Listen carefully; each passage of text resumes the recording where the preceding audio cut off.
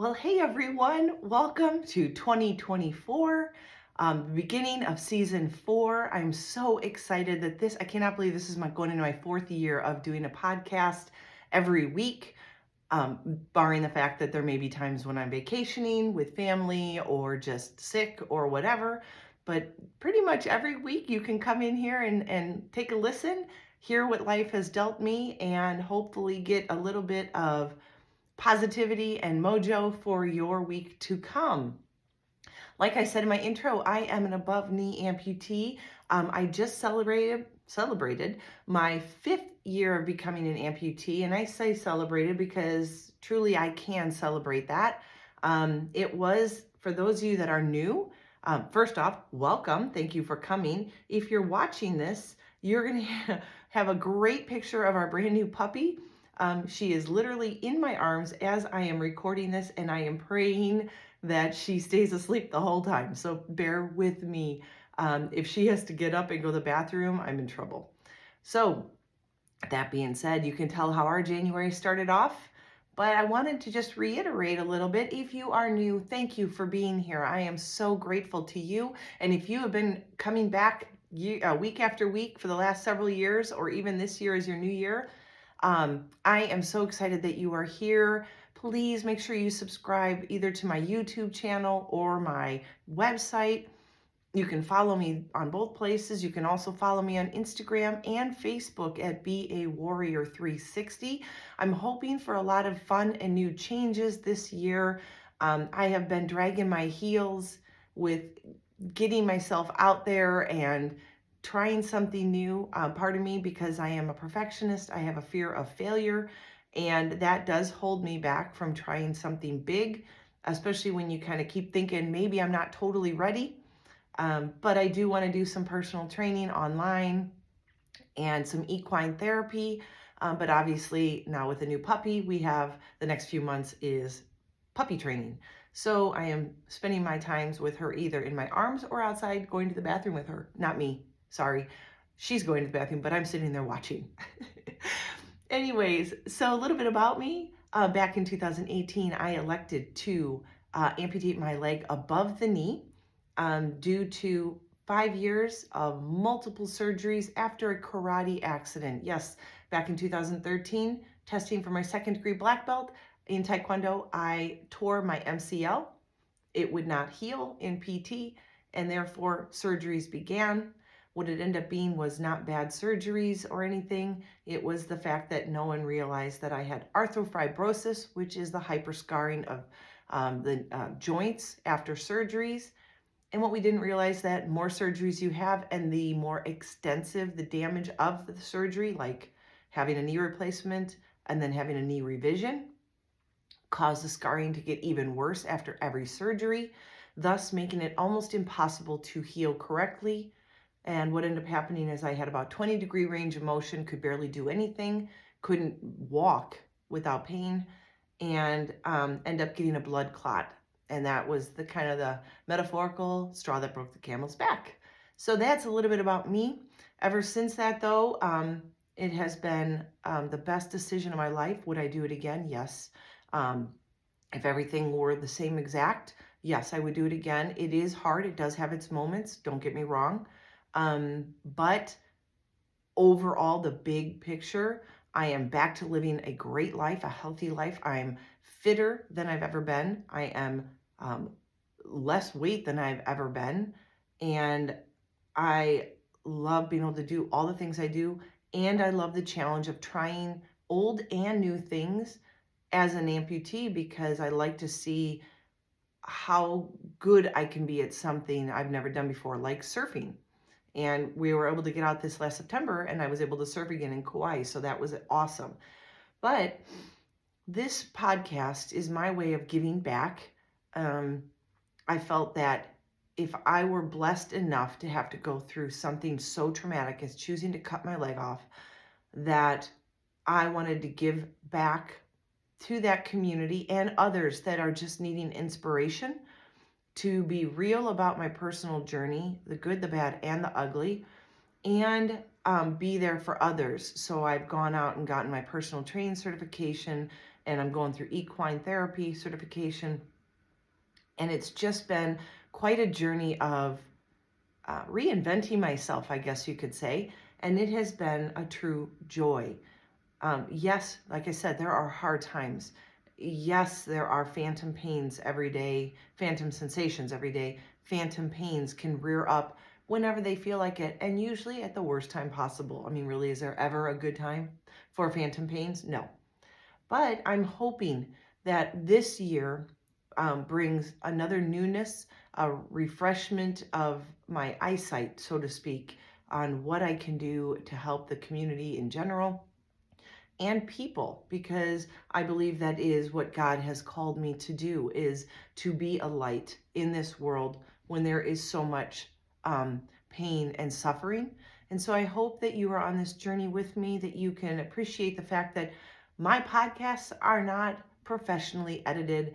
I do a one and done because I am a mom and I am a wife and I have a puppy and a 2-year-old.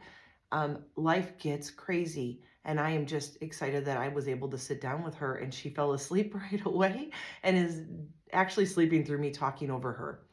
Um, and so, like I said, this year is going to be exciting. And just so you know, if you are new to my podcast, I try to remember, and there have been a few times I got off and went, oh, I forgot. But 99% of the time, at the very end of my podcast, I do a call to action. I am an action-oriented person. I myself don't even like to sit and listen to podcasts, so I'm not even sure why I did decide to do one, but I felt like I was called to. I hate listening to myself. One of the other reasons why I don't edit my podcast, because I don't want to listen to it played back. So one of the things I do at the end, though, is a call to action. If you are action oriented like me and you don't want to just listen to someone talk about their life and how they got through something, I mean, for some of you, that's good enough and that's great. But at the end, I have a call to action, something you can actually do to put into place each week between the weeks that I'm speaking.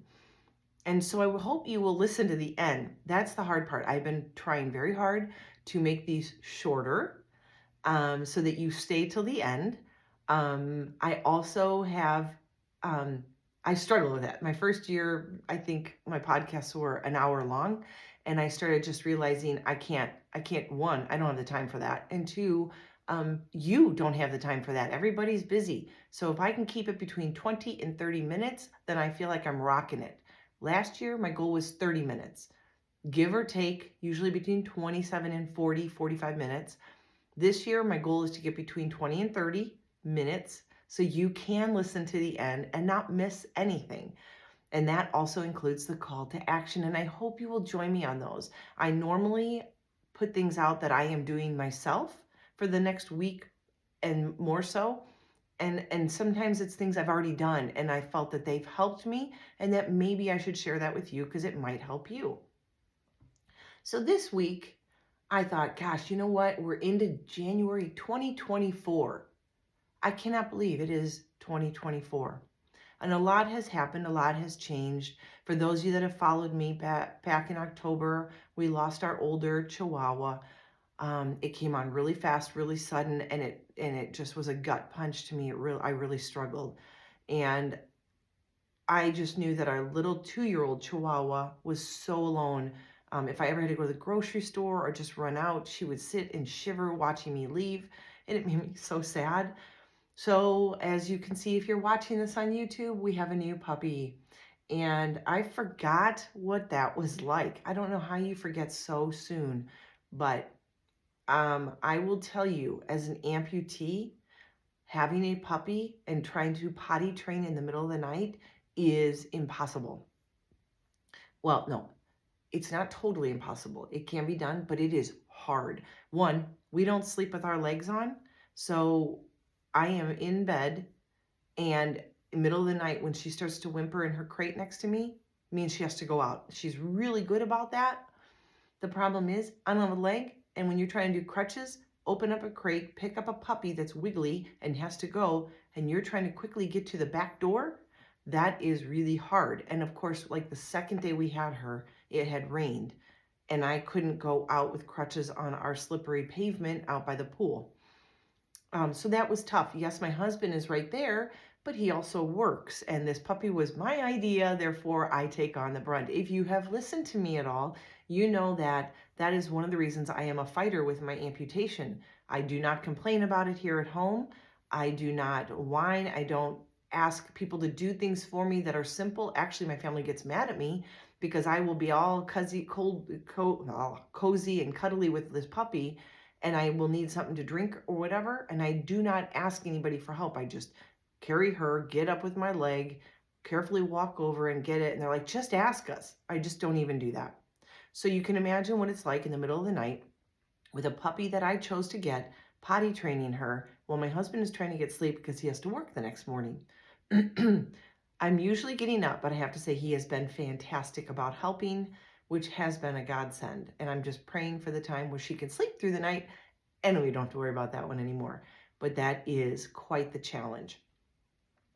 But as I sit here and I've had, if you don't know anything about my personality, I'm type A, very type A, and a perfectionist. I do not like sitting around. I'm normally at my horse in the morning, followed by the gym, getting home around 1, and then getting the house picked up, and then thinking about dinner, and then the day is done. This puppy has made me sit and reflect because number one, she is so stinking cute. I could not hold her while she sleeps. She's got me tied around her little finger instead of putting her in a bed where she'll sleep, and she has done that. I literally get nothing done and I hold her while she sleeps, which, if you can imagine, that is the only time I could get things done because when she's up and moving around, I'm watching to make sure she doesn't pee in the house. So this has been quite an interesting struggle because I went from 0 to, or I should say, I went 180 to 0 in a blink of the eye because I have been going since Thanksgiving. We've been traveling, we've been doing parties, it's been the holidays, I mean, it's crazy, right? And then we get this puppy last Wednesday, and I went on complete hold. I haven't been to the gym. I haven't seen my horse. I'm just getting outside and back inside. I've tried to get things done sitting down, but quite frankly, my attention span is that of a gnat right now, and lack of sleep doesn't make it easy to feel motivated when you're just sitting there. So I have definitely done, like I said, a 180 on the last 2 months of my life to now. Um, and I'm just really excited that I'm behind the microphone today because I wanted to do this last week. And actually, last Tuesday, when I usually record on Tuesdays, last Tuesday I was sick, and I was coughing. And so I didn't start last week. My apologies. I wanted to start the first week of the year, and I was coughing up a storm from our Chicago trip. And I knew that would be really ugly to listen to on the podcast. And then the very next day, coughing subsided more, and I'm not sick, just that coughing in the chest. Found this puppy, went, and they said, you can take her now, and I was not expecting that, and I came home with a puppy. So you can see that lots of things have changed, and I've had plenty of time to think about how I was going to do this, and just praying that she would sleep, like I said. So here I am. What I wanted to talk about today truly was the start of a new year. Now, if you go back to any of my first season episodes, I've talked plenty of times about New Year's resolutions. I do not like them. They are so cliche, and I know that people believe in them, but they are also the things that are the first things broken by January, end of January, February. Maybe if you can muster up the energy to keep going with it till March, but they never are something that lasts. It's almost like starting the diet that is just not realistic for life. So I don't really believe in diets. I just believe in cutting back on my calories. And if I have more calories, I get more active. So I don't do dieting because I've done that and it doesn't help. You can lose weight for a couple days and then you feel like you're starving yourself and then you end up overeating. Same thing with New Year's resolutions. You tend to put these high hopes and restrictions on yourself to better yourself only to fall flat on your face January, February. So instead of New Year's resolutions, I like to think of it as seeing the life with a fresh set of eyes, is what I say. I want to be able to feel like I'm turning over a new leaf, get excited that there's a newness to the winter time. It's cool and it's crisp and there's something refreshing when the air gets in your lungs. that the whole year is mine for the taking, that's what I think about. Have I been to the gym yet this year? No, because it's not my New Year's resolution. And I understand that some things right now are taking precedence, AKA the puppy. And that's okay because this is a moment in time. But the gym will always be there. My activity level will always be there. For me, it's more about the journey of being fit and physically active, but it is not my all in all. I have to be active and do this every single day. And if I don't get to the gym, shame on me. I don't want to feel guilty. I want to enjoy the moments. So when I started thinking about all this stuff, I started going, you know what? I know what this year is going to bring. This year, I'm going to live by a word. Have you ever heard people talk about that? Like, so what's your word for the year? And you wondered what that was. Well, I'm challenging you. And yes, the call to action this week is, what is your word for 2024? And it'll give you the focus you need to stay on track for what it is you want to accomplish in 12 months. Not how long can I stay at the gym and keep active? No, it's not about that. So it's more about a mindset, and it's a mantra. When you find a word or maybe two words come together, um, you use it as a mantra to keep you motivated, keep you focused. And some of you, your word might be focus, especially if you lack that. But I want you to be thinking about what it is that you really want to see from your life this year. What is it that maybe you felt was missing last year, or you didn't take the time to do and you wished you had? What is it that you really want from life? And what is something that can carry over and bring you joy and health and happiness that um, will be not a fix all, but definitely something that keeps you in a positive mindset, a positive frame, and something that will spur you to continue what you're doing, whatever your goals may be for the year. And like I said, not a New Year's resolution. I'm not a fan of it. I will never put down a New Year's resolution again because it's just cliche and it doesn't stick for most people. I would say 99% of the people fall flat on their New Year's resolutions. So, word of the year. So I challenge you today to sit back and think, what is it that was lacking maybe last year? What is it you really want from yourself this year? What is it you need to stay motivated this year in the direction you want?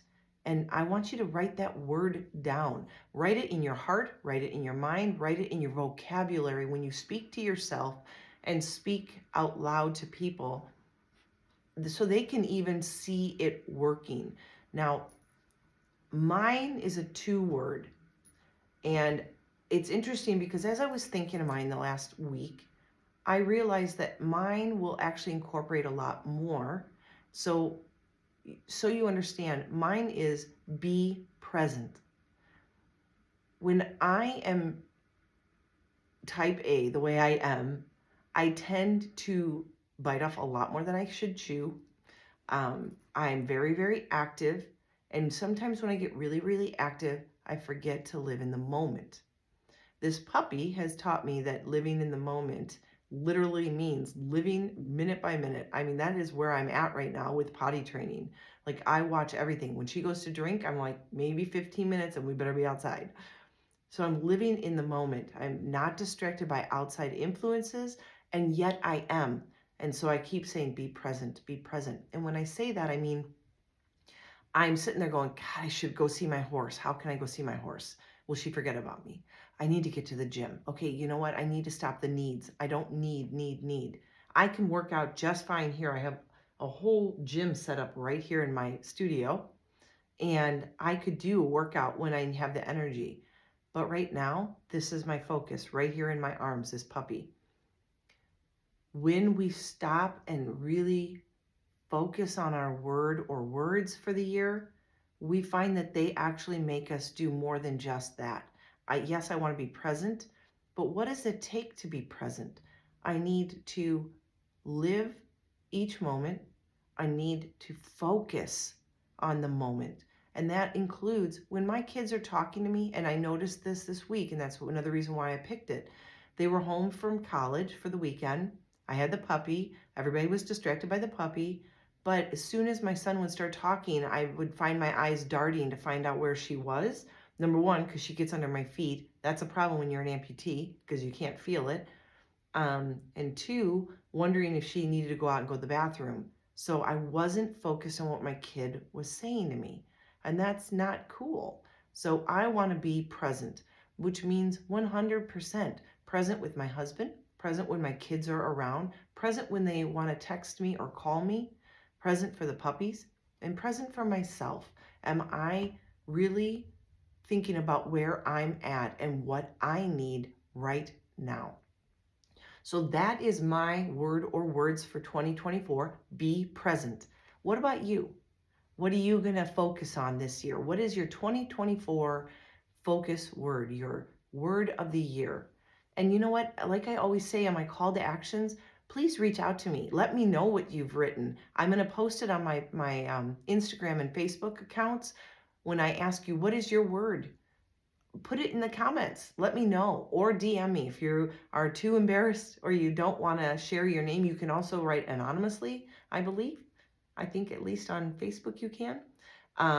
But yeah, like let me know what your word of the year is and how you plan to go about following through. Remember, write that word on an index card. Like put mine's right here at my desk. I will put one in on my mirror in my bathroom because every time I wake up in the morning and every time I go to bed at night, I want to see my word and I want to be refreshed by it and know that this is the focus of my year. My year, not the next couple days, not until I forget about it. I want it to be every day for 12 months. So are you with me? Let's do this. Call to action this year. What is the word of the year for you? You can even, if you want to, and you're struggling to figure yours out, Google search it. There are 1,000 sites that say, "Oh, word of the year," and you can see a list of words. If you're struggling to find the right word, then go on those and look at those sites. I think I have I'll put a cheat sheet on my Instagram and my Facebook account, but there are so many lists out there that show words that you can use to live by and be inspired by this year. But let's inspire each other. Let's reach out. Let's talk. I'm here. I want to hear from you. Reach out to me. Let me know what you think. And this season, my goal is to reach out to the community and find out what it is that you guys want to hear about. You know, I don't have a million years experience being an amputee, but I have a heart to share, and I share the good and the bad. I share the ups and the downs. I will share when I'm in tears, and there have been some podcasts where I've had to choke back some tears, but I want you to know I'm real with you. And when you need somebody that's real, I want to be the person you look to. Help me figure out what it is we want to discuss as a community this year. I'm going to post that. I'm getting in the middle of posting that today. Next nap that she has, I'll be posting something, so be looking for it. But I pray and hope that you had a wonderful holiday season. I hope that it was safe and that everyone you know and love is careful and has had a good year. And I pray that this year of 2024 brings you nothing but happiness and positive momentum forward. But don't get discouraged when there is a backward step, because it does happen. That is life. And that word that you are going to live by this year will help you, especially in those times when you are struggling. So just don't forget to take care of yourself. Make sure that you are getting the help you need and finding ways to get active and healthy. And remember to smile.